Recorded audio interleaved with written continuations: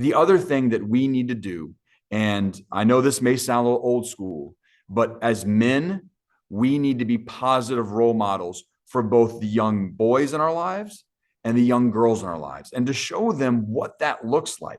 And that's servant leadership.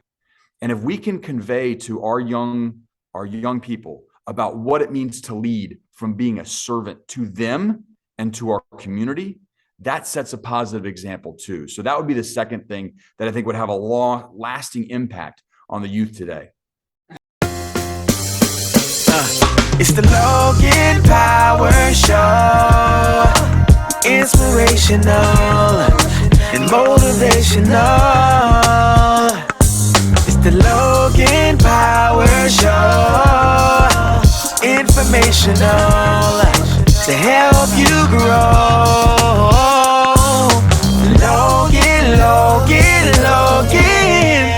Logan Power Show. And now the host, Calvin Logan. Hey everybody, welcome to the Logan Power Show. It's me, your host, Calvin Logan, and I thank you all for watching another live broadcast here, the Logan Power Show. I know that time is of the essence. You got to make sure that we're communicating quality, not quantity, of positive information. You need someone who's going to watch your back and someone who's going to speak the right things forward. We're blessed enough at the Logan Power Show to get this man. He is very busy. He is the voice when the leader's not in the building. He's the one that people call upon, news reporters for Charleston County School District. He is the Director of Communications, the one and only Mr. Andy Pruitt. How you doing today, sir? Well, I hope you're doing okay as well. Oh, man, it's a blessing to have you here. Mr. Pruitt, just for some of those who may not know what your job fully entails, can you just give a little detail of what you do on a daily basis? What are your roles? Well, being in communications, you kind of touch every aspect of the district. And so one day is probably not like another. But I will say, obviously, we have some main things that we focus on in our office, and then me specifically in my role. So you touched on the fact that when reporters reach out, they're reaching out to me. So one of my primary responsibilities for our district is media relations. It's answering the tough questions when they need to be answered. It is providing reporters and media outlets with information that they request, setting up interviews with the decision makers in our district, and also making sure that I'm providing them with information that highlights our district, specifically our schools, our students, and our staff in a positive way. So it's kind of a back and forth relationship. Another responsibility that I have is supporting our schools in tough moments of crisis and getting the word out when something's occurring that is troubling or confusing, and making sure that the school can accurately and succinctly and timely communicate that message to the parents and guardians of the students, as well as the staff members at that impacted school or schools. So then, going back to what I touched on a little bit about the media relations aspect, is I get to promote our schools. I get to go into our schools and work with district leaders to highlight some of the initiatives and the accomplishments that our staff and students are a part of. So I get to help with the video production, the YouTube channel that we have in the district. A lot of the video content you see on there, I'm helping contribute, whether it's an idea or actually getting to go back to my old days of being a reporter. So those are probably my main responsibilities: is the media relations aspect, the crisis communications aspect, and the positive promotion of our district. Absolutely. And, getting to the role that you have, you've come a long ways being a reporter, and now you're the person, the voice of Charleston County School District, pretty much based off South Carolina. When it comes to salary wise, is number 2 compared to Greenville being number 1. Charleston County School District, over $1 billion in actual revenue. So it is a very, I say, plethora of opportunities where we can actually make a difference. You do mention that there is a need for teachers. There's a need that we want to make Charleston County School District the best in the state of South Carolina and compete with the very best. When you actually speak to reporters and speaking to people in general, are there, in your line of work, is it always like, I took this job because I believe in it? Or is it like a job that you're saying, I'm just here and just waiting till my next thing will come down the road when you think about yourself? That's a really good question, Calvin. I think the way I look at this job is it's a calling, just like the teachers and administrators in our buildings would say that what they're doing is a calling. I do believe that what I'm doing now is a calling because it's just like what we have going on in the schools. This is not an easy job. And maybe there are other roles in communications out there in the private sector that might not have as much pressure as this one does. But I do believe it's a calling. I think there's a need to make sure that our school district has support to communicate its message, as well as, again, for individuals to be committed, not just there, but be committed to telling the positive stories of our students and our staff. And that does take work because we've got to proactively reach out to our schools and pull that information in, because schools don't exist to market themselves. They exist to educate our children and provide life-changing educational opportunities, as well as wraparound services now, right? The role of the school in the community has changed a little bit. So we know what they exist for. So they're not marketing agencies, but they need that communication support, whether, again, it's going back to a moment of crisis or hopefully more often helping get the word out about what they're doing, about the standout opportunities that they're providing the students there, the accomplishments of students and staff. And so they need individuals who are professionals in communicating, utilizing all the tools and resources that we have to get that word out. So I do believe it's a calling. As long as God's going to have me in this position, then I'm going to be here. I got you. And we know that much is given, much is required. When did you know the gift of Gab was on your life? Like, I know the camera is me. I'm gonna live this. Like, I knew it at this age. Was there a particular time in your life when you say, you know what, I'm gonna take this role on as being in front of the camera? Well, I can remember back when I was 8 years old, I would make up sports leagues and just make up names of players, make up names of teams, and I would broadcast myself playing games. Now, it's probably a little more information than you expected you were going to get today, but I love talking about sports for a living. And so about eighth grade, when I realized I couldn't hit a curveball very well, I knew professional baseball was not going to be my career. My eighth grade English teacher told me about Syracuse University and about all the legendary sportscasters that had gone there. And so I was like, you know what? I'm going to be a sportscaster, and I'm going to use the kind of the natural tendency I had to talk about sports. And now I'm going to try and make a living with it. And, that just goes back to the role of teachers and the roles that they play in our lives and where they help us get to. And so really, I look at where I'm at today, working in a school district when it comes to communications, because of my eighth grade English teacher who told me about Syracuse University and its broadcasting school. So I'm here in this role in a roundabout way because of my eighth grade English teacher. Absolutely. It's a blessing how teachers have really put a positive stamp on your life. Shout out to Syracuse University. Definitely does very well on the baseball field. Got a little bit more to climb. Basketball. That's what they're known. They don't have a baseball team because it's too cold up there to play baseball. They only have about five good weather days a year, so they can't have a baseball team there. Gotcha. Yeah, basketball is good. Definitely got the national championship with Carmelo Anthony. Football is a little bit definitely on the climb. Yep. When you look back as your dream of, you mentioned sports broadcasting, you mentioned that, beat reporter, doing what you have, and now you're at this role. Is there something else that you had off your list? Because you mentioned my eighth grade teacher told me about Syracuse University. You got to college, you got there. That's checking off the box. Graduating from Syracuse is a whole nother realm. But then actually going to the field of study that you said, hey, I came here because I want to be a great broadcaster. Is there anything else that you say, I want to touch this in my lifetime, that I want to get into? This is what I see, another addition to what I'm doing now?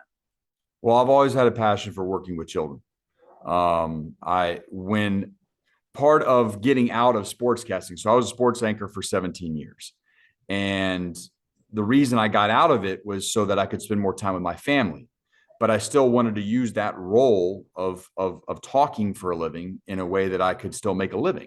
and the opportunity presented itself here with Charleston County School District. And I've always appreciated the opportunity to work with students, with children. And so being in youth ministry is something that I've done in the past. Being a coach in athletics at the younger levels is something that I really enjoy. And actually having this job has allowed me to do some of those things. Absolutely. Big thing. When it comes to communication, I know that you are everywhere. Like if it's good, bad, give or take, you always got to be the actual person that gives the first-hand information. You're the first responder. In your line of work, how careful does your words matter? I know a lot of times what we see a lot with a lot of people, certain jobs have value. They add innate value all the time. A teacher, you're not a teacher just for us, you teach for the whole school district. No matter how it is, the headline would read Charleston County School District. It would teacher. They would never read teacher. They will say this. If you're the football player, then you're for this team, or it's that. So in your line of work, how careful does your words matter? Or when you speak, is there do you have to I gotta make sure I get the point across? Or what is it that people got to understand when you speak, how serious of a matter it is? Well, I mean, hopefully it's not always extremely serious when I'm talking to the media, whether you see what I'm saying on TV or in the newspaper, but more often than not, it is. Because typically, if it's a positive thing, we're getting the people that did the positive thing out in front of the camera, right? Or speaking with the reporter from the newspaper. So typically, when you hear from me, it's going to be neutral to controversial, and that's what I signed on for. That's my responsibility. And so, yes, the words that I use are carefully chosen. I think is important for people to understand is that when I do engage the media, I'm not presenting an opinion.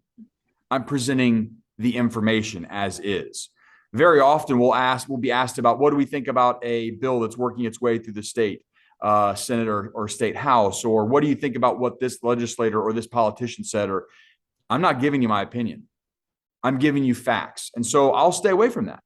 That's another important thing too, that remember, as a school district, we kind of operate as just an entity that's governed by other things, right? Rules and regulations, et cetera. So for my job, I really have to be careful about the words that I use, making sure that I'm not really conveying an opinion, but more what is happening, what did occur.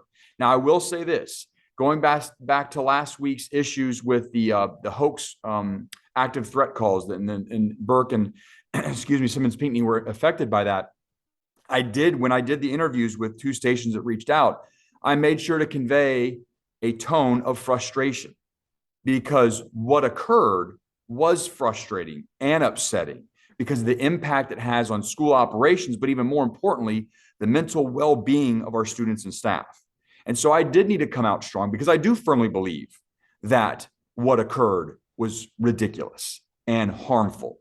And so there was that opportunity to present, even though I was still presenting facts about what happened and what occurred, there needed to be a tone there, a tone set about why what happened was not good and the negative impacts it has on school operations. So there are those opportunities where, speaking on behalf of the district, I have that opportunity to convey more of a tone and an opinion, but more often than not, I really need to be careful of making sure I present the facts. That's our responsibility in our office. Absolutely. Most importantly, and most important question to ask, you mentioned you're in ministry, and the youth of today. I know I tell a lot of my students now, the information is there, but deciphering it becomes like, you have to make sure you get to the right answer. Being a man of faith, just from your personal opinion, we're not trying to put you in the spot saying you're for the world, but how can we change the narrative for our youth today? We hear the impacts of how COVID-19 has really impacted our kids in education, and how they're not where they need to be, but we're striving to make a difference, especially in Charleston County School District, so to bridge the gap. So what is it we spiritually need to do from as a leader in your church that you feel that we can reach our youth and make a difference and to bring God back into the fold? Well, obviously, our role in our schools are one thing, but when we step outside the school and we engage our families and we engage the children of our community, we need to make sure that they know that we love them, that there are adults out there that want to see them succeed at whatever they do. And I think we need to help children understand what success is. I think this will help them. I talk to my kids all the time. I have a ninth grade boy and a seventh grade daughter. And I tell them all the time, I want you to be successful in life. But success is not defined by material possessions or finances per se. You need to find something that brings joy to your life, that has a positive impact in your community. If you do that, then you will be successful, because you will be feeling a certain type of way about yourself and the work and value that comes from that, and the impact that it has around the people that you're interacting with on a regular basis. So if we can teach our children to not so much focus on the things, but to focus on the why they would do something and the positive impact that can have, then I think we would see more kids pursuing things that would change their own lives and that then could change other people's lives around them. So I think that's one thing. We've got to stress what true success is to our children. The other thing that we need to do, and I know this may sound a little old school, but as men, we need to be positive role models for both the young boys in our lives and the young girls in our lives, and to show them what that looks like. And that's servant leadership. And if we can convey to our young people about what it means to lead from being a servant to them and to our community, that sets a positive example too. So that would be the second thing that I think would have a lasting impact on the youth today. Absolutely. Well, we thank you for your time and patience. People will understand this. This is the man. This is the voice you hear on Charleston County School District. When anything good, mostly good, anything good, any communication, Mr. Pruitt is the one who we're the first to speak. So that's why we have to make sure we keep him lifted up in prayer. We got to understand that our leaders, we have to make sure that they have God in them, and to be able to fight the battles that we fight on a daily basis. So I want you to understand this, ladies and gentlemen. I've always said this is not how you start, it's how you finish. The Bible says the last will be first, the first will be last. But we got to walk by faith and not by sight. We got to believe that God has a calling on our lives for greatness. But let's know this: education, we need you out here. Every educator, we're praying heaven's best to you. Everyone who's on the field, I don't care if you're the janitor, to people like Mr. Pruitt in communications, to even to our superintendent, Mr. Kennedy. We want to make sure of Charleston County School District. We want to make sure that everybody's lifted up, even the Department of Education, and even our people up in Capitol Hill. We want to understand this, that we want to bring a better today so that tomorrow will oversee the past. Because understand this, we got to know we have to be good. And I tell you now, our tomorrow will be better. Hey, that's all the time I got. My name is Calvin, the Logan Power Show, nationwide, worldwide. We love you. We'll see you soon. It's the Logan Power Show. Inspirational and motivational. It's the Logan Power Show. Informational to help you grow.